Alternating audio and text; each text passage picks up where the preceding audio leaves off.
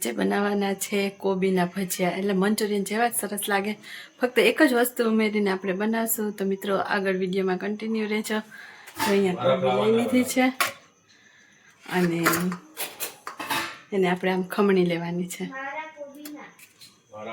જો ઓર્ડર આવવા માંડ્યો, ફ્લાવરના બનાવ છે, કોબીના બનાવ છે, એવું છે બધું.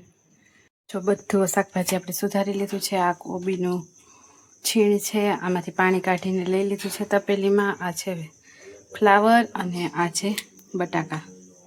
હવે આમાં જો આપણે ખાલી ફક્ત આ મસાલો લીધો હતો ને, વીમાર્ટની સામે સેલ લાગ્યો હતો ત્યાંથી, એક્ઝિબિશનમાંથી, એ ઉમેરીને બનાવીએ ને ભજીયા એટલે એકદમ સરસ થાય. અહીંયા જો તેલે મૂકી દીધું છે ગરમ.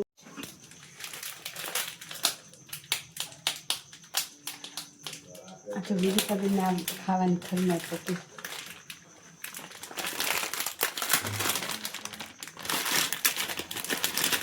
તો મિત્રો આજે તો મમ્મી કુક બની ગઈ. બપોરના એમને પેલા ડ્રાયફ્રૂટ લાડવા બનાવ્યા અને રાતે એમને આ ભજીયા. આમાં ખીરું બનાવીને નહીં બનાવવાના ભજીયા. જો આવી રીતના પાવડર ઉપરથી છે ને આમાં છાંટી અને આવી રીતના કરીને પછી જ બનાવવાનું. એટલે ખીરું બનાવીએ ને તો ભજીયા ના બને. આમાં બીજી કાંઈ વસ્તુની ઉમેરવાની જરૂર નથી પડતી, નહીં મીઠું મરચું કશું જ નહીં, ખાલી એ ફક્ત એક આજે આ મસાલો છે ને એ જ ઉમેરવાનો. આની અંદર બધું હોય. બધું પાણી. તો મિત્રો અત્યારે મમ્મી બનાવી રહી છે ભજીયા. અમને નહીં ખબર કેવા બનશે, કેટલી વખત હું ખબર નથી. એમાં પાણી જરૂર પડશે.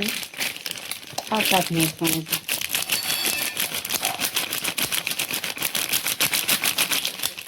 પૂરા કરી નાખીએ. તો પછી પાણી નાખશો? જરા છટકોડી લેવાનું.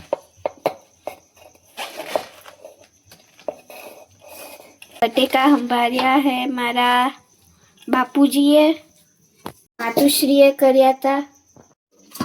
હરખું ભરતું નથી ને તપેલીમાં. મમ્મી તપેલીમાંથી આ મોટા તગારા. તો જો આવી રીતના મંચુરિયનની જેમ આવી રીતના બોલ વાળી દેવાના ભજીયા, પછી તળી લેવાના. તળાય છે આપણા ભજીયા, હમણાં તળાય છે ને પછી બતાવું.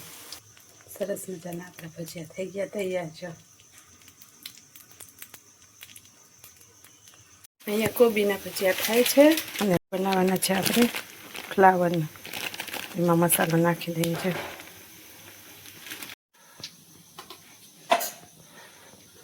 તો મિત્રો જો આ કોબીના થઈ ગયા છે તૈયાર, અને હવે બનાવવાના છે ગયા ફ્લાવરના. નીચે ડીશ એટલે ગયા.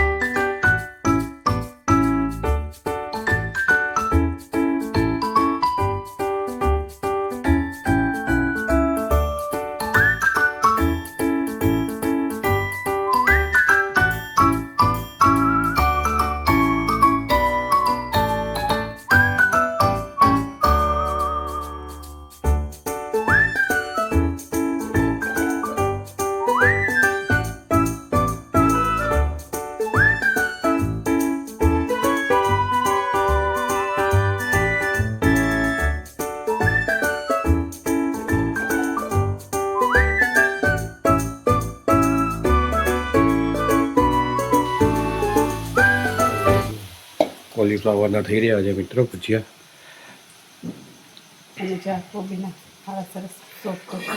મંચુરિયન જેવા લાગે. કોબીના બનાવો એટલે ફ્લાવરના અલગથી થઈ રહ્યા છે અને પછી થશે બટાકાના.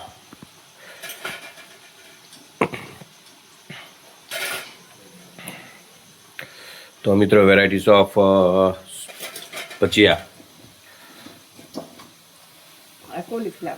આ કોલીફ્લાવરના જો કોલીફ્લાવરના મંચુરિયન બન્યા. એની પહેલાં આપણે કેબેજના બનાવ્યા. અને પછી પોટેટોના બનશે.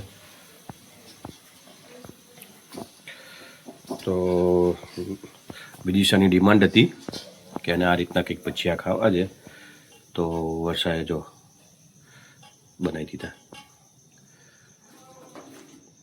હવે કોલીફ્લાવર ના ભાવતું હોય ને તો આવી રીતના ભજીયા કરીને ખવડાવી દેશો ને તો 100% ખાઈ લેશે.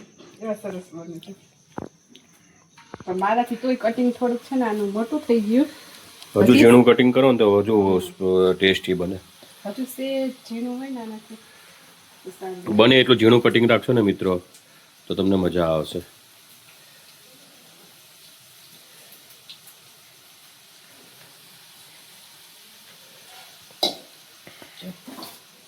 આમાં છે ફ્લાવર અને કેબેજના. તો આ અત્યારે બની રહ્યા છે પોટેટો ચાઇનીઝ ભજીયા. મિત્રો આ પોટેટો ચાઇનીઝ ભજીયા બનશે અંદી. પહેલાં આપણે કોબીજને બની ચૂક્યા, ફ્લાવરના બની ચૂક્યા, અને હવે પોટેટોના બનશે. ફક્ત એક જ વસ્તુ ઉમેરીને આવા મસ્ત મજાના બને છે. આ મંચુરિયન જેવા ભજીયા બની જાય તમારે. જો આ મસાલા ના એનો તૈયાર લોટ આવે છે મિત્રો. કશું જ નહીં નાખવાનું, ખાલી ફક્ત આ એક જ નાખવાનું. તમારા ઘરે મંચુરિયન બનાવવા હોય ને તો આ લોટ લઈ અને આના ભજીયા બનાવી દો આ રીતના, અને પછી ફ્રાય કરી નાખો ફણસી ડુંગળી ને એમાં, તો રિયલમાં મંચુરિયન કરતાં બી બેસ્ટ બનશે. જો હવે બને છે બટાકાના છેલ્લા રહ્યા બટાકાના. હાલો બધે ખાવા ભજીયા. તો ચલો મિત્રો હવે જમવા બેસી જાય. અને અમારા વિદિશાબેન તો બહુ જોરદારની ભૂખ લાગી ને એટલે એ તો બેસી ગઈ છે. તો મિત્ર આ ઘણી સૌથી મોટી ભૂખડી ઉઠી.